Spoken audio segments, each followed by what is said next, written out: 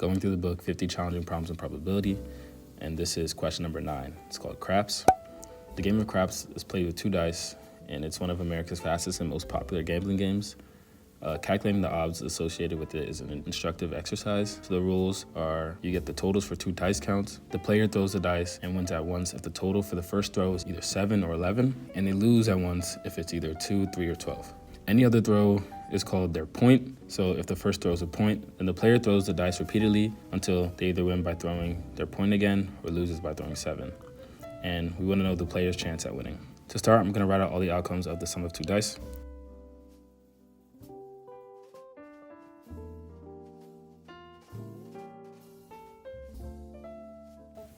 Okay, so at the top and down the side, we have the result of the individual die, and then in orange, we have the sum of the 2 die. Okay, so we want to find the probability of winning, and there are 2 ways we can win. We could win in our first try, or we could win after getting a point. So let's calculate the probability that we win in our first roll of the dice. So the only 2 ways we could win on the first roll of the dice is getting a 7 or 11. We're going to let P7 represent the probability that we get a 7 as the sum of the 2 dice, and now just be 6 over 36. And P11 represents the probability that we get 11 on our 2 dice roll, and that would be 2 over 36. So when we sum them, the probability that we win on our first throw is 8 over 36. I'm just going to box this so we can save this for later. Now, let's just write out the numbers that actually get us to a point. So these 6 numbers get us to the situation that we call a point, where you win by rolling your point again. So, for example, say you rolled 4 as your point. You could win by rolling a 4, you lose by rolling a 7, but if you roll neither a 4 or a 7, you just roll again. The probability of winning varies depending on which point you get, because obviously there are more 6s than in our sample space than there are 4s. There's a few different techniques that you can do to approach this, but the technique I'm going to use is called recursive probability. So I'm going to set up an equation and then solve for the probability.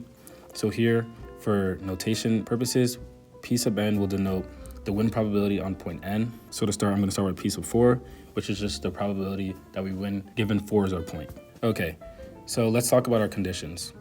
Setting up this equation, we need to know when we lose, when we win, and when nothing happens.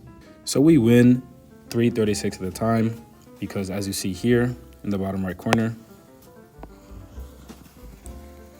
3/36 at a time, we get a 4 as the sum of the 2 rolls.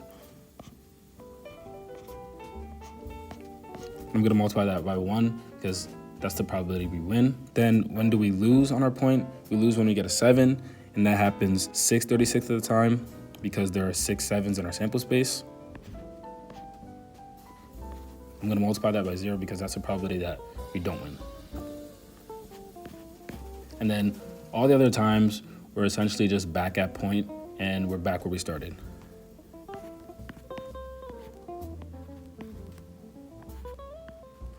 And we got 27 because 27 of the other times nothing happens and we're back at point. Then we can algebraically solve for our point probability.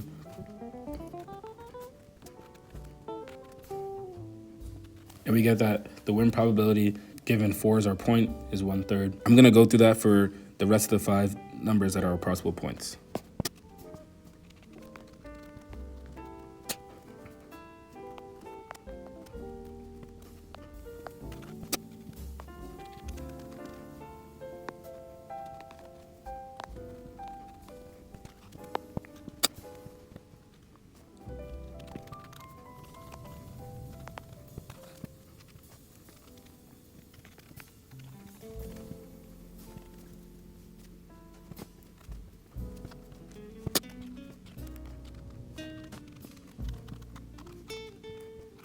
Okay, now that we found all our point probabilities, I'm just going to clean this up a bit. Each of the numbers, you see the logic is the same as I demonstrated with point 4, and it's pretty intuitive. That's why I like the recursive probability approach. Okay, now to find the total probability that we win, we need to sum all these probabilities together, but before we sum them, we need to multiply each point probability by the chance that we get to that point in the first place. For example, for P4, we need to multiply that by the chance of us getting to the 4 point initially. And that's just 3 over 36. So I'm going to write all of them out using their probabilities in order.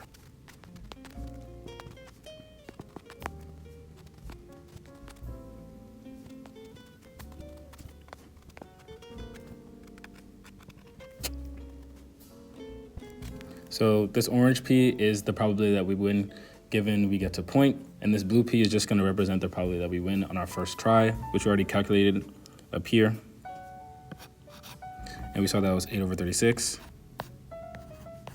And since those are only two possible ways to win, either we win on our first try or we win given we're on point, the sum of those probabilities will be our total win probability. And you can beat all those probabilities. You get really, really close to even. Essentially, this game is actually a pretty fair game. There's not much house edge. Our total win probability is about 49.29%, which I find that pretty interesting. So if you're at a casino, go ahead, play craps. You're not gonna get killed by the house edge. Thank you.